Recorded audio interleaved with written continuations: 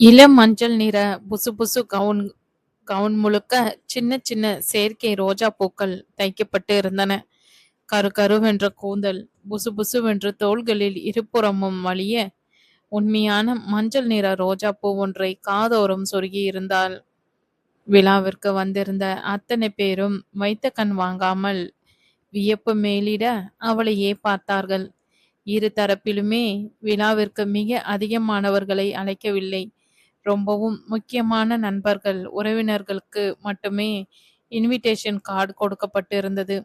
வந்தவர்கள் அனைவருமே பணக்காரர்களாகவும் பகட்டானவர்களாகவும் தெரிந்தார்கள். நடுத்தர வர்க்கத்தினருக்கும் ஏழைகளுக்கும் அங்கே இடமும் இல்லை, அழைப்பும் இல்லை. பெருமிதம் பொங்கும் முகத்தோடு ராம்பிரசாத்தும் காமாட்சியும் ஜமுனாக்கு அருகிலேயே நின்று இருந்தார்கள். மோகனும் அவன் மனைவி நந்தினியும் வந்திருந்தவர்களை வரவேற்று கொண்டிருந்தார்கள். உயரமான டீப்பாய் மீது சிவப்பு கம்பளம் விரிக்கப்பட்டு அதன் மீது வைக்கப்பட்டிருந்த பெரிய சைஸ் கேக்கில் உயரமாய் 22 மெழுகுவத்திகள் எரிந்து கொண்டிருக்க, happy birthday to you, happy birthday to you ஒரே குரலில் அனைவரும் தங்கள் வாழ்த்துக்களை ஜமுனாவுக்கு தெரிவித்தார்கள். ஜமுனா நளினமாய் குனிந்து மெதுவாய் எரிந்து கொண்டிருந்த மெழுகுவத்திகளை ஊதி அணைத்தாள். ஹாலின் மூலையில் இருந்து இனிமையாய் பியானோ ஒலித்தது. கையில் இருந்த பளபளப்பான புத்தகம் புது தங்க கத்தியால் கேக்கை வெட்டி கையில் எடுத்து சுந்தரமூர்த்தியின் வாயோரம் கொண்டு போனாள். அதை பாதி கடித்து கொண்டு மீதியை அப்படியே ஜமுனாவுக்கு ஊட்டிவிட்டார். அவருடைய செய்கையில் கனிவும் பாசமும் வழிந்தது. அதன் பிறகு தாய் அலைமேலு ஜமுனாவுக்கு ஆசையாய் கேக்கை ஊட்டிவிட்டாள். 2 வீடியோ கேமராக்கள் எல்லாவற்றையும் விழுங்கி கொண்டு இருந்தன. ஆளாளுக்கு கையை பற்றி குலுக்கினார்கள். மிக நெருக்கமான தோழிகள் ஜமுனாவின் கன்னத்தில் முத்தமிட்டார்கள். பரிசு பொருட்கள் மலை போல் குவிந்தது. அத்தை, மாமா, என்ன ஆசீர்வாதம் பண்ணுங்க. ராம்பிரசாத், காமாட்சி இருவருடைய கால்களிலும் விழுந்து வணங்கினாள் ஜமுனா. தீர்க்க ஆயுசோட பல 100 வருஷம் வாழணுமா? அவளது நெற்றியில் குங்கும திலகம் வைத்து ஆசீர்வாதம் செய்தார் ராம்பிரசாத். காமாட்சி கையில் இருந்த வெல்வெட் பெட்டியை திறந்து உள்ளே பளபளவென்று கண்களை பறித்த அந்த வைர நெக்லஸை வெளியே எடுத்து ஜமுனாவின் மயில் கழுத்தில் அணிவித்தாள். சந்தோஷம் திக்கு முக்காடி போனாள் ஜமுனா. டேங்க்ஸ் அத்தை என்றவளின் நெற்றியில் மென்மையாய் முத்தமிட்டாள் காமாட்சி. பிடிச்சிருக்கா ஜமுனா என்றாள் மெல்லிய குரலில். நிறைய பிடிச்சிருக்கு. நான் நெக்லஸை கேட்கல ஜமுனா. என் பிள்ளையோட போட்டோவை பாத்தியா? பிடிச்சிருக்கான்னு கேட்டேன். குறும்பு மிளிர ஜமுனாவை பார்த்தாள் காமாட்சி. ஜமுனாவின் கன்னங்கள் சிவந்து போனது. நானும் நெக்லஸை சொல்லல, உங்க பிள்ளையதான் சொன்னேன். அடிக்கல்லி. சிரித்தபடியே காமாட்சி ஜமுனாவின் கன்னத்தை கிள்ள அந்த காட்சியை தூரமாய் நின்று ரசித்து கொண்டிருந்த சுந்தரமூர்த்தி ராம்பிரசாத்தின் அருகில் நெருங்கி வந்து நின்று கொண்டு உரத்த குரலில் பேசத் தொடங்கினார். லேடிஸ் அண்ட் ஜென்டில்மேன், என்னுடைய இனிய அழைப்பை ஏற்று என் செல்ல மகள் ஜமுனாவின் பிறந்த நாள் விழாவிற்கு வந்திருந்து என் மகளை வாழ்த்தி கொண்டிருக்கும் உங்கள் அனைவருக்கும் எனது மனப்பூர்வமான நன்றியினை தெரிவித்துக் கொள்கிறேன். கைகளை குவித்தார். கூட்டத்தில் சலசலப்பு ஓய்ந்து எல்லோரும் அவரையே கவனித்தார்கள். இந்த இனிய நன்னாளில் வேறொரு சந்தோஷமான செய்தியையும் சொல்ல போகிறேன். என் மகள் ஜமுனாவின் கல்யாண விஷயம்தான் அது. தொழிலதிபர் ராம்பிரசாத் அவர்களை நான் உங்களுக்கெல்லாம் அறிமுகம் செய்து வைக்க வேண்டிய அவசியமே இல்லை. ஏனெனில் இன்றைக்கு தமிழ்நாட்டில் இருக்கிற அத்தனை பேருக்கும் அவரை நன்றாக, மிக மிக நன்றாக தெரியும். அவருடைய 2வது மகன் கதிரவன் தற்போது சிங்கப்பூரில் வேலை பார்த்து வருகிறார். அவர்தான் என் வருங்கால மருமகனாக ஜமுனாவின் வாழ்க்கை துணையாக போகிறார். இரு வீட்டாரும் கலந்து பேசி இந்த முடிவை எடுத்திருக்கோம். ஜமுனா தொழிலதிபர் ராம்பிரசாத் அவர்கள் வீட்டிற்கு மருமகளாக ஆகப் போவதில் நான் எல்லையில்லா பெருமையும் மகிழ்ச்சியும் அடைகிறேன். ஜமுனாவுக்கு உங்கள் அனைவரது ஆசையையும் விரும்பி கேட்கிறேன். சுந்தரமூர்த்தி பேச பேச கரவொலி எழுந்தது. அதைத் தொடர்ந்து அலங்கரிக்கப்பட்ட இருக்கையில் ஜமுனாவை அமர வைத்து சம்பிரதாய சடங்குகளுடன் நிச்சயதார்த்த விழா வெகு சிறப்பாய் நடந்தேறியது. யாருடி அவன்? இடுப்பில் கையை ஊன்றியபடி அனல் கக்கினாள் பரிமளா. அவனா? நீ என்னம்மா கேக்குற? புரியல, சொல்லு. குழப்பம் மிளிர புருவத்தை உயர்த்தினாள் ஆர்த்தி. சற்று முன் குடித்த காப்பி வயிற்றை குமட்டி கொண்டு வெளியே வந்துவிடும் போல இருந்தது. இப்பெல்லாம் நீ யாரோ ஒரு தடியனோட பீச்சு ஹோட்டலுன்னு சுத்திக்கிட்டு இருக்கியாமே. 4 நாளைக்கு முன்னாடி கூட உன்னை அந்த தடியனோட சேர்த்து வச்சு பக்கத்து விட்டு திலகம்மா பார்த்துருக்காங்க. அவங்க சொல்லிதான் இந்த விஷயமே எனக்கு தெரியும். சொல்லுடி, யாருடி அவன்? தான் ஆதித்தோடு சேர்ந்து வெளியே செல்வதைதான் அம்மா கேட்கிறாள் என ஆர்த்திக்கு புரிந்தது. அவர் பேரு ஆதித், ரொம்ப நல்லவருமா. ஓ, இப்பதான் எனக்கு புரியுது. அவனை மனசுல நினைச்சுக்கிட்டு தான் வர வரனையெல்லாம் தட்டி கழிச்சியா? அந்த வார்த்தைகள் சுருக்கென்று தைத்தது. வாய்தான் இருக்கேன்னு நினைச்சதையெல்லாம் பேசிடாதம்மா. உண்மை எது பொய் எதுன்னு சரியா புரிஞ்சுக்கிட்டு அப்புறம் பேசு. அந்த ஆதித்துக்கும் எனக்கும் எந்த சம்பந்தமும் கிடையாது. ஒரு ஆக்சிடென்ட்ல தன்னோட கண் பார்வையை இழந்துட்டாரு. அந்த வேதனையிலும் தன் வாழ்க்கை இருட்டுல தள்ளப்பட்டிருச்சேங்கிற விரக்தியிலும் கடல்ல விழுந்து தற்கொலை பண்ணிக்க போனவரை பீச்சில் இருந்த நான் எதாச்சியா பார்த்ததால தக்க நேரத்துல காப்பாத்திட்டேன்.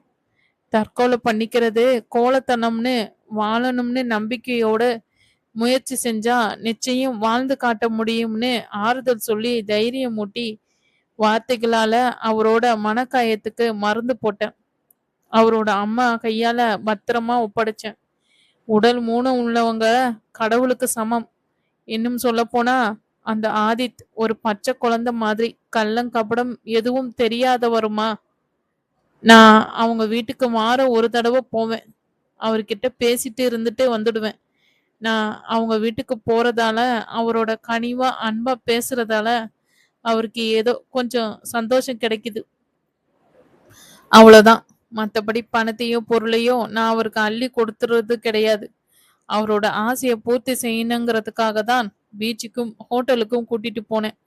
இது தப்பாம்மா?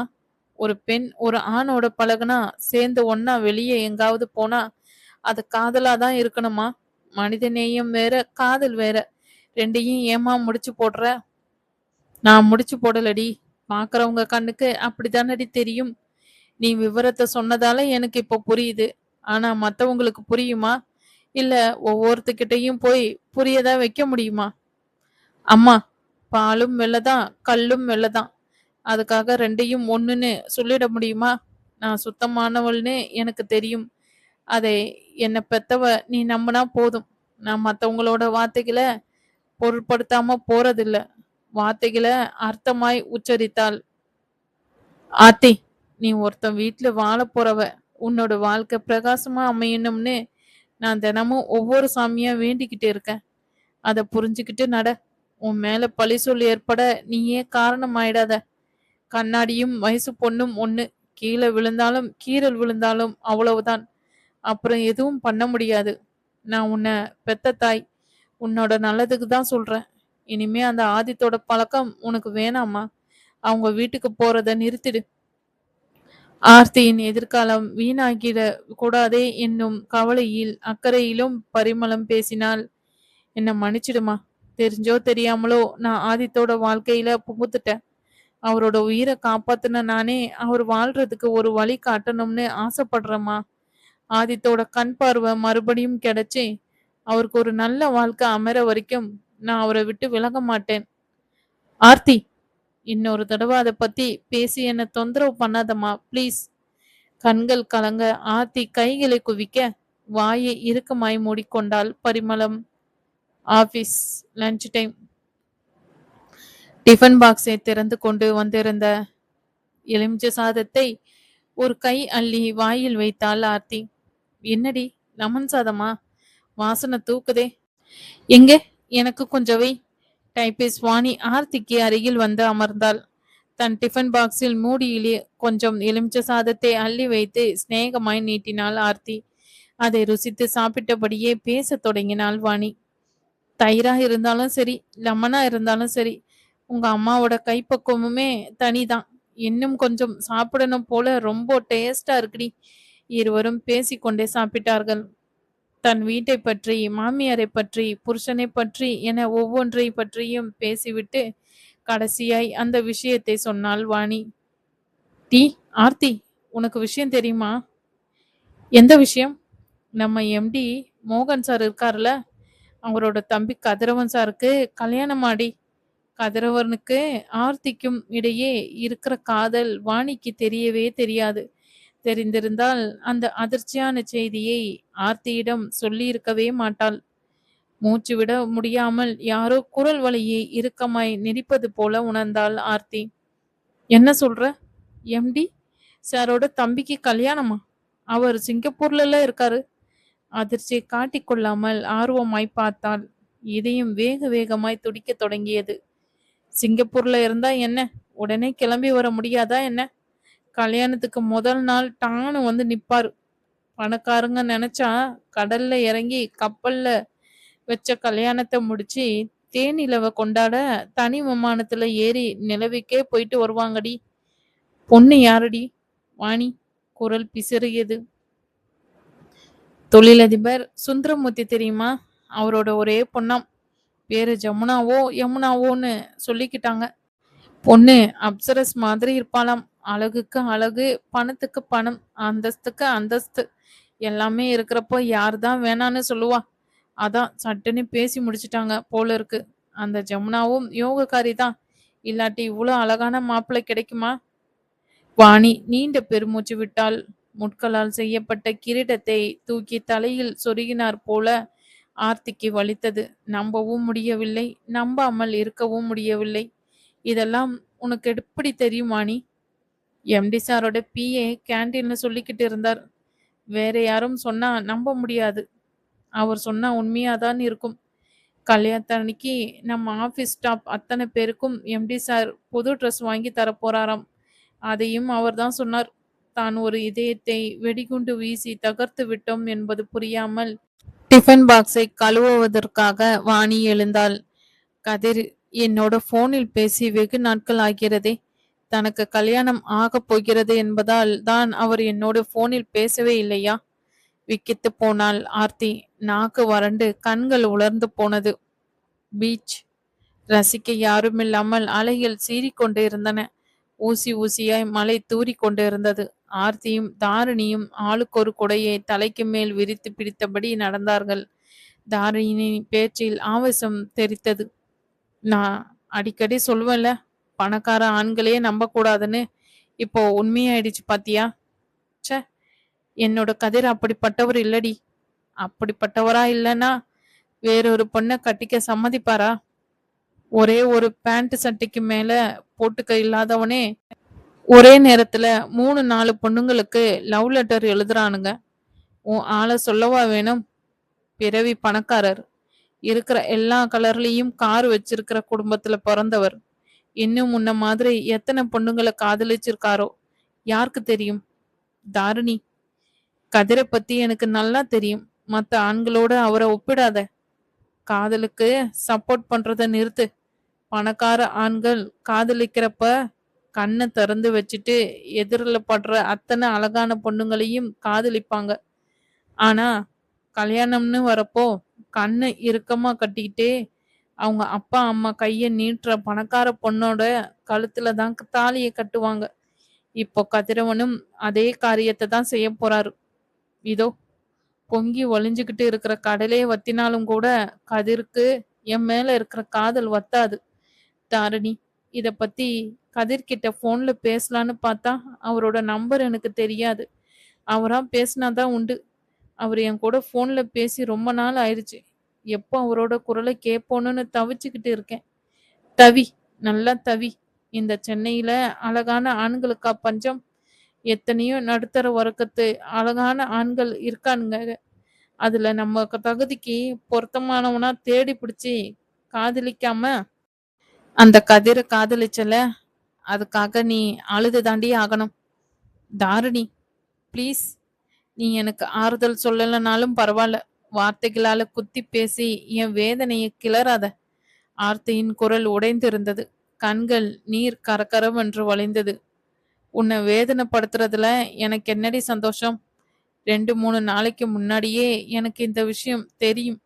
இத உன்கிட்ட சொன்னா அழுவ, ஆர்ப்பாட்டம் பண்ணுவ, புலம்பி தவிப்ப. அதனால தான் தெரியறப்ப தெரியட்டும், நம்ம வாயால சொல்லி அழ வைக்க கூடாதுன்னு மௌனமா இருந்தேன். தாரிணி, அத கேள்விப்பட்டதுலேருந்து என்னால சரியா சாப்பிட முடியல, தூங்க முடியல. நம்ம உயிர் சிநேகிதி ஆர்த்தியோட காதல் இப்படி ஆயிடுச்சேன்னு உள்ளுக்குள்ளேயே உடைஞ்சு அழுதேன்டி. நான் சொல்லப் போற வார்த்தைகளால் உன் மனசு நொறுங்கி போறதையும், உன் முகம் வாடி போறதையும் என்னால தாங்க முடியாது. அதனால தான் அப்பவே உன்கிட்ட கதிரவனோட கல்யாண விஷயத்த சொல்லாம மறைச்சேன். என்ன மன்னிச்சிடு ஆர்த்தி. ஆர்த்திக்கு வெடித்து அழ வேண்டும் போல இருந்தது. கஷ்டப்பட்டு அடக்கி கொண்டாள். ஊசி ஊசியாய் இறங்கிக் கொண்டிருந்த மழை சுத்தமாய் நின்று போயிருந்தது. கரு கரு மீசை ஒளிய தெத்துப்பல்லை காட்டி தலை சாய்த்து சிரிக்கிற கதிரவன் கண்ணுக்குள் வந்தான். I love you Aarthi, I love you Aarthi. குறுகுறுப்பான அவனது வசீகர குரல் காதுக்குள் ஒலித்தது. எத்தனை வருஷங்கள் ஆனாலும் நான் உன்னை மறக்க மாட்டேன். உன்னை சுமந்த நெஞ்சில் இன்னொரு பெண்ணை சுமக்க மாட்டேன். உன்னை ரசித்த கண்ணால் இன்னொருத்தியை ரசிக்க மாட்டேன். இந்த ஜென்மம், அடுத்த ஜென்மம், இன்னும் 7 ஜென்மங்களிலும் நீதான் என் உயிர், நீதான் என் மூச்சு, என் வாழ்க்கை, நீதான் என் சந்தோஷம், நீதான் என் எல்லாமே என்றெல்லாம் பேசினீர்களே, சத்தியம் செய்தீர்களே, அதெல்லாம் பொய்யா கதிர்? அந்த சிரிப்பு பொய்யா? அந்த பார்வை பொய்யா? அந்த வார்த்தைகள் பொய்யா? அந்த காதல் பொய்யா? நான் கண்ட கனவுகள், வரைந்திருந்த கற்பனைகள், மாளிகை எல்லாமே கட்டி வைத்த காதல் பொய்யாகிறதா? என் கதிர் எனக்கில்லையா? என் கதிர் எனக்கில்லையா? என் உயிர் எனக்கில்ல என்றால் நான் எப்படி உயிர் வாழ முடியும்? ஆர்த்தி துளி துளியாய் சிதறிக் கொண்டிருந்தாள். ஆர்த்தி ப்ளீஸ், உடைஞ்சிராம இரு. இனிமேதான் நீ திடமா இருக்கணும். சிங்கப்பூர்ல இருந்து கதிரவன் வரட்டும், அவர்கிட்ட பேசிக்கலாம். தாரிணி பேசியவை ஆர்த்தியின் காதிலேயே விழவில்லை. கதிரை என்னால் மறக்க முடியுமா? மறக்க முடியுமா? சீரிய அலைகளையே வெறித்து பார்த்தாள்.